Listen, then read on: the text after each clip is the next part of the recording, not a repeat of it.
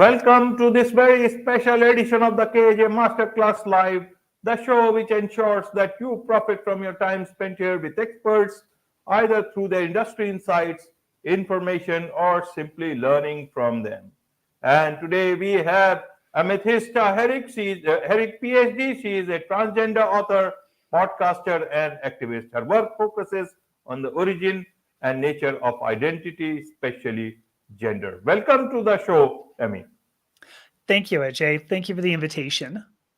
You are welcome to the show, Emmy. You are welcome to India in this online form. And I'm sure not just in India, but a lot of people across the globe will benefit from what we are going to discuss about. We'll be talking about identity and gender. So my first question is, Emmy, is to understand from you, who is Emmy Herrick? I've talked about you being a transgender author, podcaster, activist, software engineer, chemist, geneticist, so many things. But I just don't. So many things do not make up everything that a person is. So that is, and since we are talking about identity, I will not be able to describe you, but you can certainly tell about yourself. So tell the audience who exactly is Emmy Herrick. She's also an activist. I mean, what a great introduction to that. Gosh, who am I? So my original education is in biology. That's how I got the genetics. I ended up finishing a PhD in chemistry. And then I went into the software and the technology field where I got into management. And then at some point when I transitioned gender, I began writing. And so those are all the careers that I've worked through, I suppose. But yeah, who am I? I mean, I grew up in California in the 1970s, 1980s, 1990s. And all my life, I've known something was slightly different. I was not exactly who the world treated me, how the world treated me. I knew that I was different. And I think what that did is set me on a path where I always had to think about why. Why am I the way I am? And that actually is why I went into all of the fields I did, why I went into genetics, why I wanted to do chemistry. I always wanted to know why.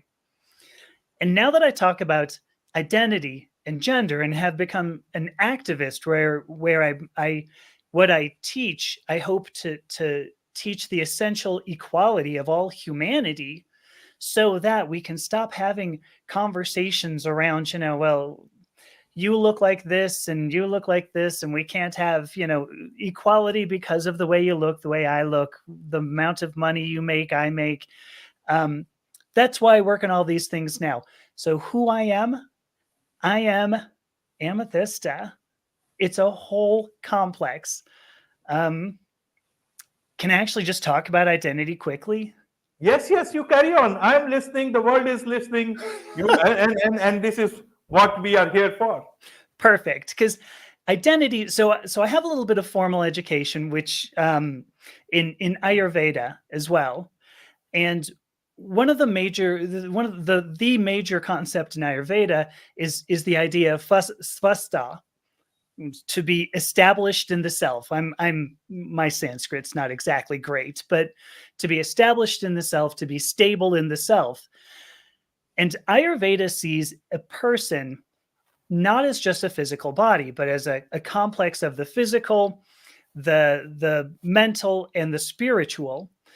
And in my own work, the way that I teach that is we have a physical component, we have our cognitive component, our thoughts and our emotions. We have a behavioral component, how we interact with our social environment, and then again a spiritual component. None of the four individually defines who we are. It takes the complex of the four really to define an identity. And the reason why I use an Ayurveda analogy here, or the concept from Ayurveda, is because in the West, because I live in the United States, for the most part, we tend to separate all of these concepts, that we have mental health, which is different from physical health. Although you actually had a guest earlier this week, I believe, or maybe it was yesterday, but earlier this week, who spoke about the relationship between nutrition, physical health, and mental health. All of these are go together, and so far in the United States, we tend to divorce them, and that's what I teach uh, against. That we need to have a holistic view of a person. That we're more than just the way we look. They're more than just purple hair. We're more than just the words that we say. We're more than just the emotions that we feel. We are the whole package, and identity comprises all of that. Absolutely, absolutely, Emmy. And that is where, I got everything about you, but still I was not enough to say who Emmy is. Only Emmy can say who Emmy is, and the world will have to understand it that way, and Yes. perhaps try to complement it with the way they can and help Emmy grow. That's it. Yes. That's it. So why does the world have a problem with this? You have been fighting. Your motto is making transgender normal. Why is it normal, not normal? What is it this fight all about? Uh, I want to understand this. Is it Hmm. so difficult in this world to be who you are?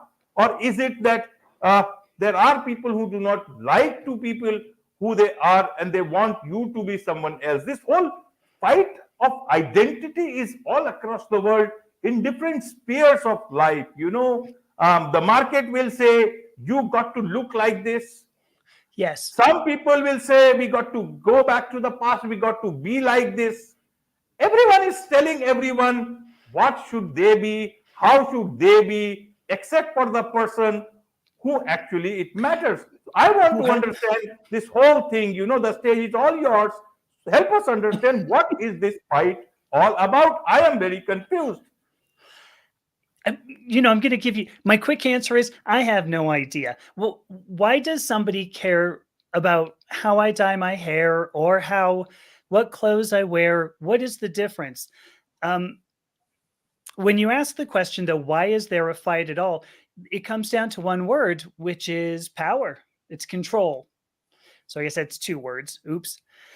But it comes down to control. If you allow people to be who they are, I think occasionally you'll come up with somebody who ends up bucking trends. They go against the social environment.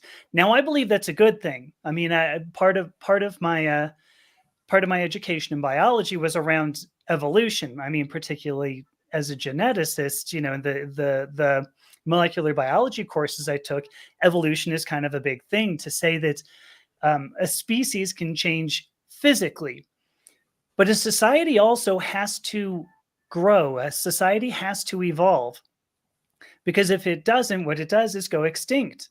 I mean, and we don't have to look very far back in history to see this process at work. The Holy Roman Empire ultimately ended up sort of falling apart because what it wanted was to maintain this very tight control. And at some point, there were enough people who weren't going to be controlled that the whole thing fell apart. So where this comes from, I wish I could tell you. I think it is just the desire to keep people in line.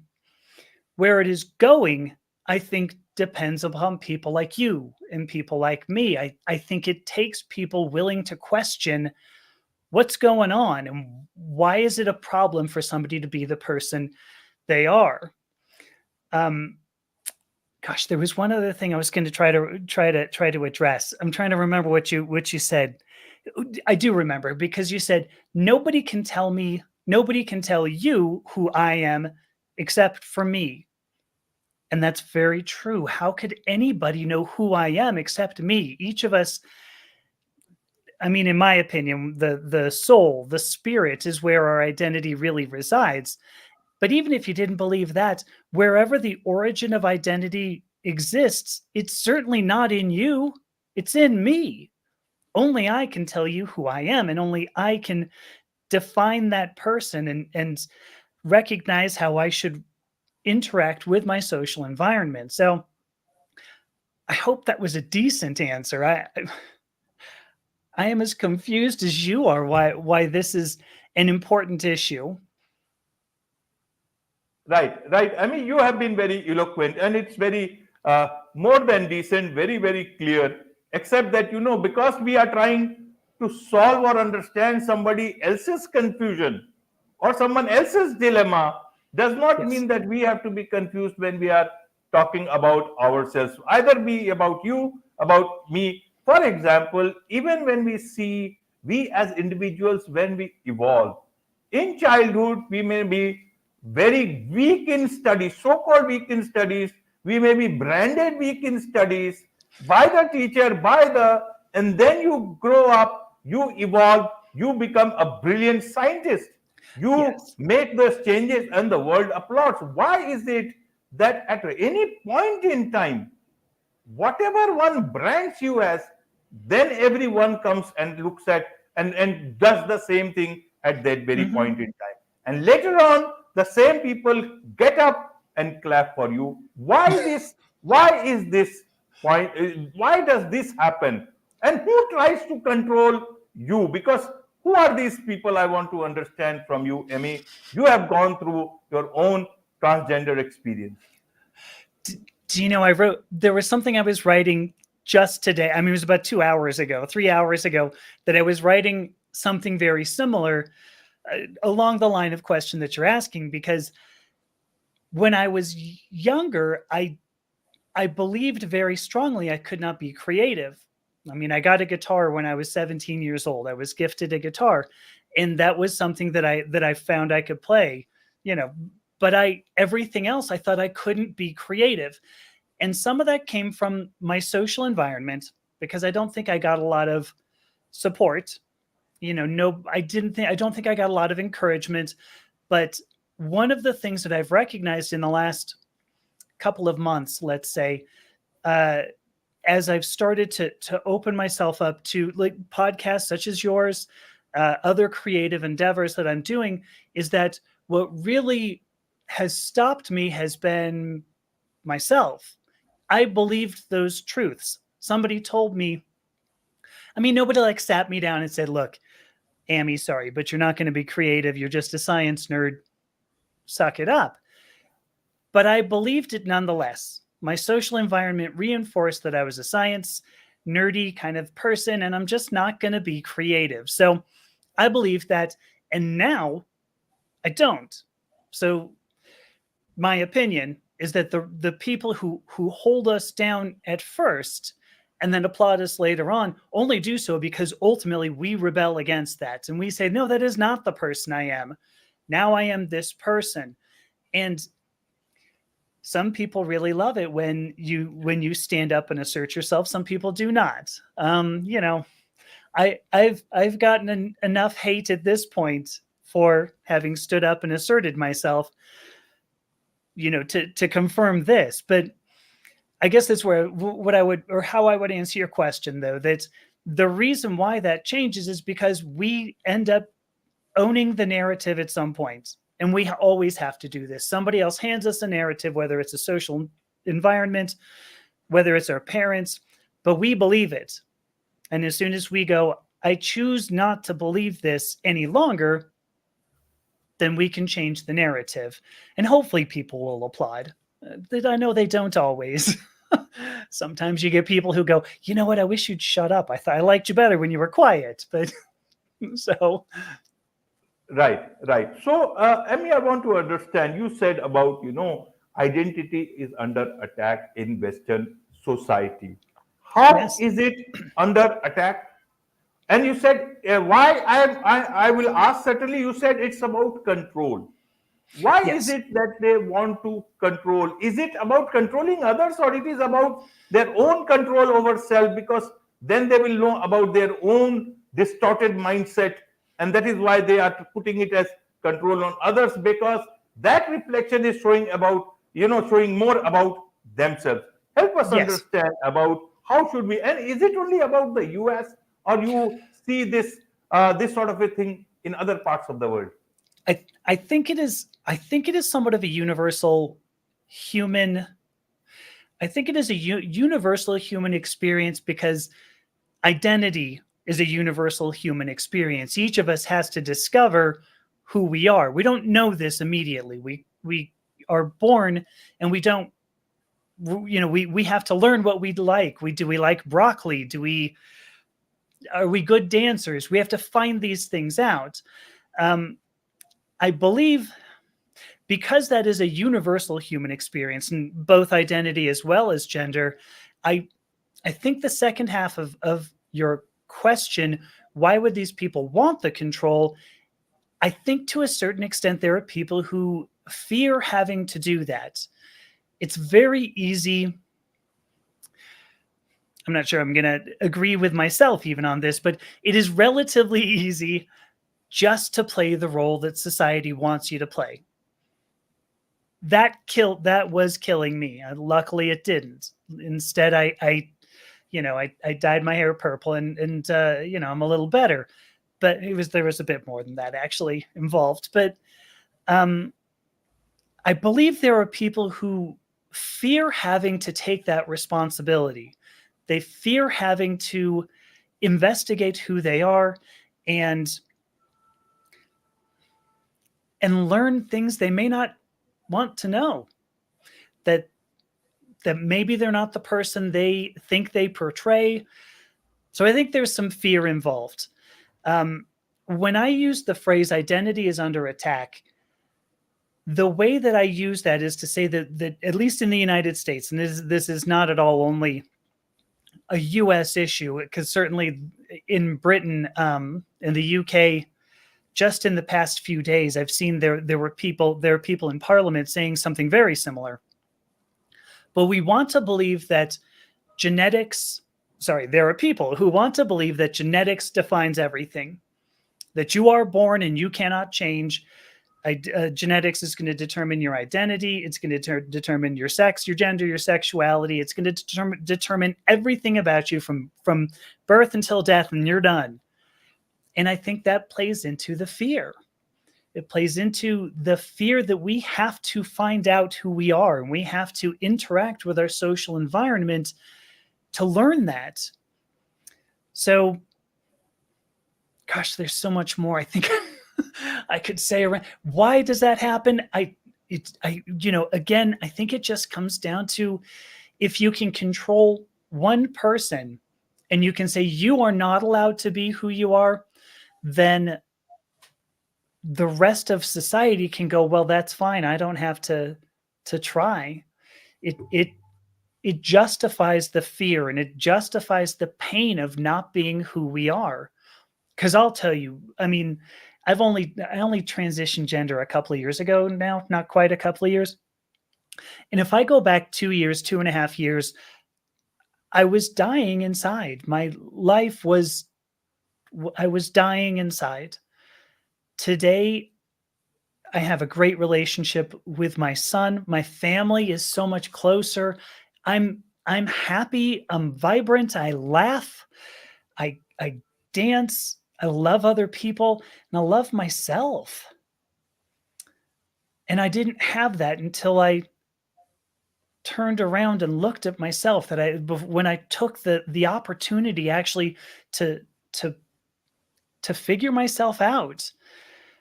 And I allowed my social environment. This is, again, me believing the truths that the social environment handed me. I believed the truths that I was supposed to be the person it wanted me to be. But I'm much better not. I'm much better now than I was. I wish my story was enough to go to Parliament, to go to Congress, to go to the rest of the world and say, listen, I was dying and now I'm living. Is that not evidence enough? And people say, well, it's not scientific. We have genetics. Of course, I took enough genetics to know that genetics does not define our identity. It actually does not always define our sex. It certainly does not define our gender. That's the struggle we face. Right. Talking of science, a lot of people growing up and even in discussions talk about, evolution of the species. Why doesn't the evolution part also consider gender and identity as evolutionary? It How would you like to look at these two things, in terms of evolution? Why can one blatantly ignore this part of the new think times that we are in? it I think that's an excellent question. What we do now is we actually break evolution into several streams. So we look in terms of, the Darwinian evolution of the species, as you put it. That's a strictly genetic consideration. But there are researchers. Daniel Lieberman is a great example of this. Daniel Lieberman at Harvard, I believe. He is an evolutionary biologist. There is also a field of evolutionary psychiatry, evolutionary psychology.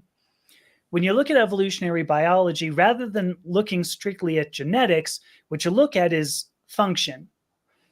Why would the function of a body have been, evolutionarily advantageous? Boy, that's a mouthful. Why would the species have evolved that way? And Daniel Lieberman's big contribution to evolutionary biology was to say that humans evolved because we were capable of running. And that's his big, he has a book all about that, about how humans actually, evolved as runners, to be distinguished from horses, which, because they run like this instead of like this, horses could only run a certain distance, for a certain duration. But that's what evolutionary biology does.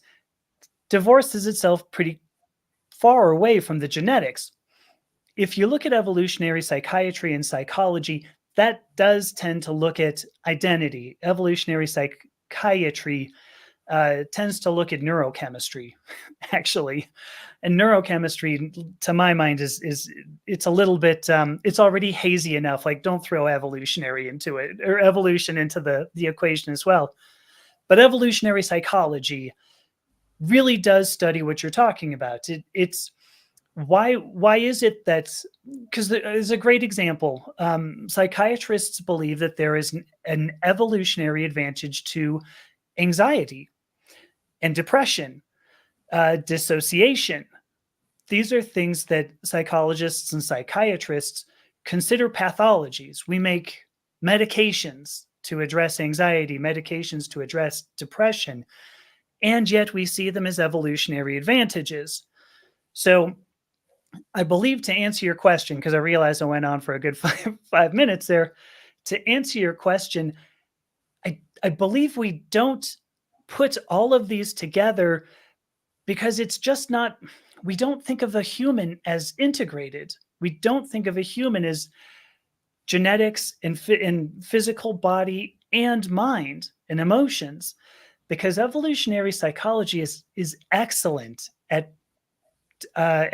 tracking the evolution of a society.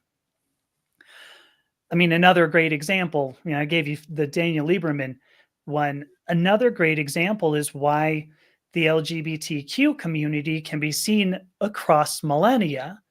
I mean, the Pandava brothers in the Mahabharata, there is a transgender allegory in that, right? I mean, that Arjuna changes sex, actually, even for a year, for having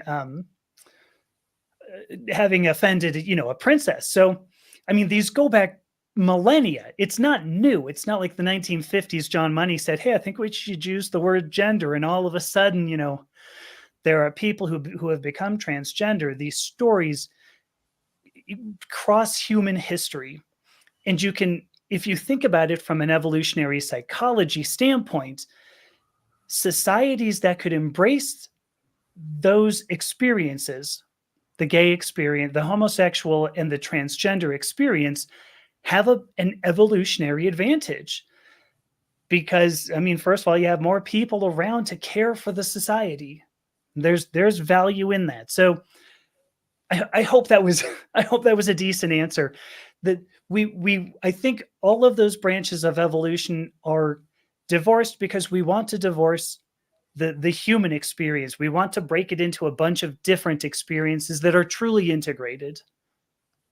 Wonderful, wonderful. These are great, perspectives indeed, Amy. And Thank you. this is what takes the discussions forward. This is what, the inquiry about self, the inquiry about others, to understand people holistically in every sense that they want to be. There should Yeah. not be, that is why we have the freedom of speech and expression, that at least let them speak. You agree to disagree, that's it. Beyond that, everything will fall in its place in its own time. That's what people want. So there is much to understand, much to learn about these things. So how do you see this whole, fight to express yourself, to tell the world about yourself going on? How is it? Does it look like to be, just this whole activism, you may say, the fight, you can say, the fight for expression, you expressing oneself, you can say. How do you see this panning out in the times to come?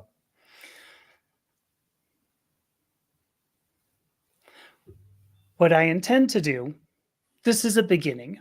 Me talking to you right now, this is a beginning. I've had several conversations similar to this, but what I'm working on right now are ways in which channels where I can publish my own content as well as accept contributions from others as we consider the entire human experience. That's one part of it, is education. There are challenges to disseminating science, because science is very loaded, and science is ends up being contextual to a social environment. I mean, I hate to use the phrase, scientific facts end up becoming social constructs, because if a society decides it doesn't agree with what science has shown, it just doesn't agree with it, and it just does something else, legislation, whatever. We can see that in the United States right now. We can see it globally. So there's an aspect of education. I also, the other part of what I am working on is the ability, trying to figure out how much I want to say about this, the ability to not only to help other people explore who they are, but the ability,